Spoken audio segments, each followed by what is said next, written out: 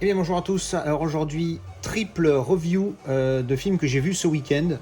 Donc j'ai pas fait les vidéos tout de suite comme je fais d'habitude parce que j'étais chez mon pote Steve et puis j'avais pas pris mon support pour le téléphone, tout ça, enfin bref. Ce sera pas à chaud, mais ce sera avec un chouïa de recul. Donc je n'ai pas ces films en support physique, hein, c'est des films qu'on a téléchargés. Bouh, sifflez-moi. Ah oui, je sais, ça arrive. Mais il y a un des trois que je vais me procurer parce qu'il me plaît et voilà. Bref, alors je vais vous parler donc de ces films. C'est parti. Alors on commence par Légende. Alors c'est le Légende de Ridley Scott avec Tom Cruise de 1985. C'est un pote à nous qui nous en avait parlé et qui m'avait recommandé de regarder ce film.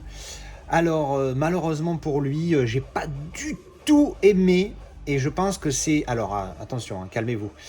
S'il y en a qui connaissent, je pense que c'est un classique parce que c'est vrai en mode fairy tale, tu vois, en mode c'est plus un film que tu vois quand t'es gamin, genre un petit peu les Goonies. Tu le vois minot et puis après ça te reste et tu as toujours un penchant pour ce film, un petit attrait. Là je pense que c'est le même délire parce que voilà, là je l'ai vu pour la première fois à 36 piges, bon ça passe pas. Mais je comprends tout à fait qu'il peut être classique pour des gens. Moi j'ai mis 2, hein, je vous le dis tout de suite, j'ai mis 2 sur 10 parce que je me suis vraiment fait chier. C'était voilà. Mais attention, hein, voilà, c'est moi, je le découvre à cet âge-là. C'est pas la même que quand tu le découvres, voilà, un film de 1985, donc avec les effets spéciaux de l'époque, qui franchement, c'est pas dégueulasse pour 1985, c'est très correct, voire même bien, j'ai envie de dire, même encore aujourd'hui.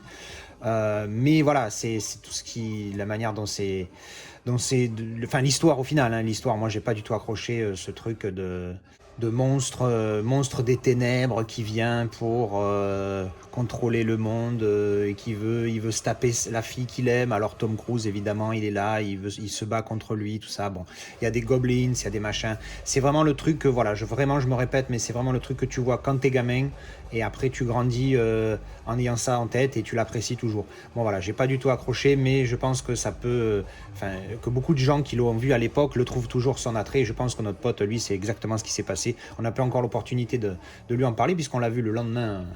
On s'en fout en fait. Donc voilà, donc ça c'était mon avis pour Legend de 1985 de Ridley Scott. Donc je rajoute pour parler de qualité, alors on l'a vu comme je vous ai dit en téléchargé, mais c'était en 1080p. Franchement, il était propre. Voilà, pour un film de l'époque, on peut pas demander plus. Enfin, on peut évidemment en 4K, machin, mais il était très correct et rien à dire, très bon, voilà. Ensuite, on a regardé Army of the Dead de Snyder en 4K Dolby Vision sur Netflix. Alors c'était de Netflix, donc d'après ce que j'ai entendu, ils n'ont pas les meilleures compressions possibles, donc c'est pas le meilleur Dolby Vision possible que tu peux voir sur Netflix. Mais bon bref, parlons d'abord du film. Le film Déception. Voilà, moi je vous le dis tout de suite, j'ai été déçu, surtout après m'être chauffé. Alors c'est sûr que c'est pas le même univers, mais après m'être chauffé avec les Batman vs Superman plus Justice League de Snyder, j'étais hypé ma race pour ce film, sachant qu'il était de lui. Trop long, premier point déjà. Le film fait 2h28, il est trop long.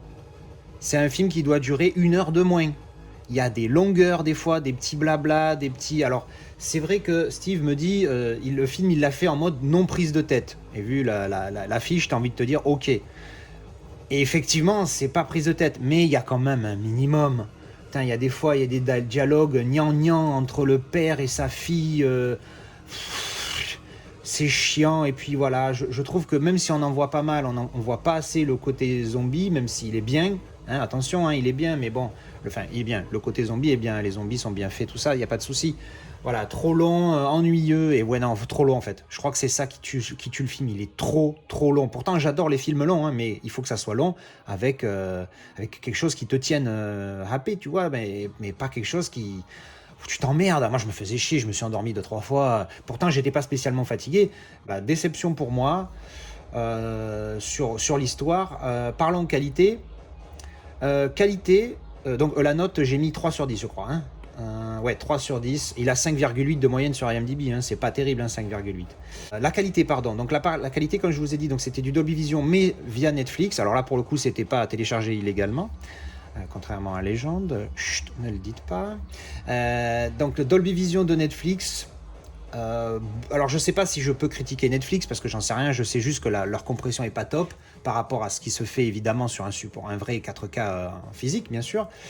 Il était très propre, attention, il était beau même. J'ai envie de dire, pas de grains, pas de... Il y avait des petits bugs, des fois on s'est demandé si c'était pas la télé de Steve qui avait des pixels morts, parce que des fois on avait comme un pixel mort en fait, ça faisait tout blanc, alors qu'en théorie c'est censé faire tout noir, puisque si le pixel il est mort.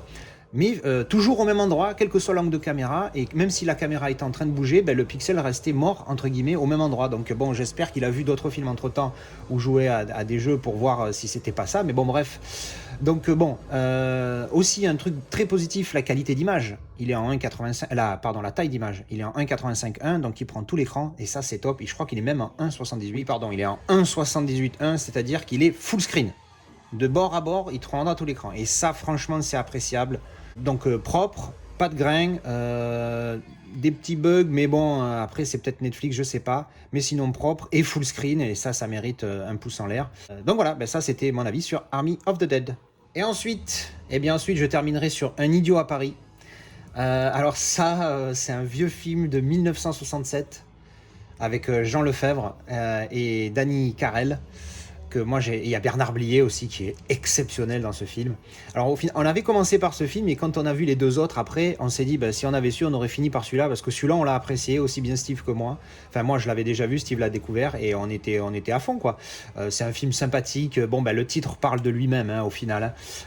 Grosso modo c'est l'histoire d'un paysan qui est Jean Lefebvre qui est un peu couillon. Voilà, c'est pas le plus intelligent, il a pas inventé la machine à courber les bananes. Mais il est gentil, c'est un bon garçon. Et il est dans son village de Jaligny, dans l'Allier. D'ailleurs, Jaligny, je crois qu'on en parle dans un autre film, si c'est pas La soupe aux choux, il me semble. Bref, donc oui, il est voilà. Et son rêve, c'est d'aller dans la capitale pour découvrir la Tour Eiffel, les Champs de Mars, tous les trucs. Et il est, voilà, pour lui, c'est comme si nous, maintenant, on dit j'ai envie d'aller sur la Lune, tu vois. Le mec, il est à fond.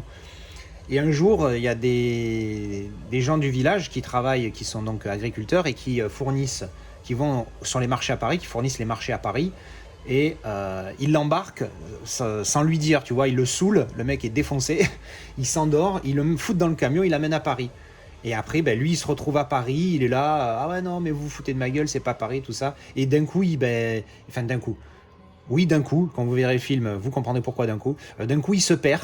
Et il retrouve plus les deux frangins, parce que c'est deux frangins, qui l'ont amené à Paris, et il est là, il est paumé, tout ça. Et donc évidemment, le mec, c'est un couillon, il est dans la capitale, on est en 1967, rappelez-vous.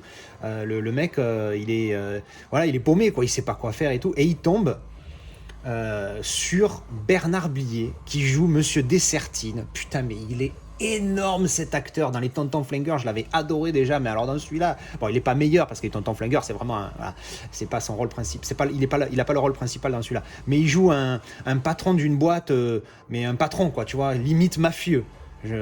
Limite même mafieux on peut dire, parce que le mec il a des relations partout, enfin bref, et du coup il va prendre sous son aile l'ami Jean Lefebvre, donc le Goubi, il s'appelle Goubi dans le film. Et puis après, voilà, c'est les aventures et les mésaventures de Jean Lefebvre, qui rencontre bien évidemment Danny Carell, qui est une prostituée. Et il la rencontre et en fait, voilà, ils s'apprécient parce qu'ils ont les mêmes intérêts, malgré qu'ils viennent de deux mondes totalement différents. Enfin bref. Et c'est vraiment sympathique, ça dure 1h30, voilà, 1h30 pile. Et c'est vraiment sympa. Et donc comme vous pouvez le voir, j'ai mis 7 sur 10. Il a 6 sur IMDb, mais bon, IMDb étant américain, les films français, faut moins se fier à la note. Bref, voilà, moi j'ai adoré ce film, 7 sur 10. Parce que voilà, c'est pas non plus un grand film, c'est pas un Corneau ou La Grande Vadrouille, mais c'est un film qui est très sympathique, avec des dialogues de Bernard, mais les dialogues de Bernard Blier, enfin ce qu'il dit, parce que c'est les dialogues de Audiard, il me semble, Michel Audiard, dialogue de Michel Audiard. Il est énorme ce film. Enfin, moi je me régale, un bon vieux classique français, c'est top. Niveau qualité, pareil, on l'a téléchargé, mais je vais me le procurer en Blu-ray celui-là. En qualité 1080p, et il était nickel, un film de 1967, je l'ai trouvé très très propre, pas de grains, franchement propre, donc RAS là-dessus. Et bien voilà, c'était un avis rapide plus ou moins sur ces 3 films. Eh bien, j'espère que ça vous a plu. Rejoignez-moi dans le Discord, encore une fois, ou Telegram, on ne sait jamais, si vous voulez discuter films, collection, tout ça. Merci d'avoir regardé, et à la prochaine. Ciao, ciao.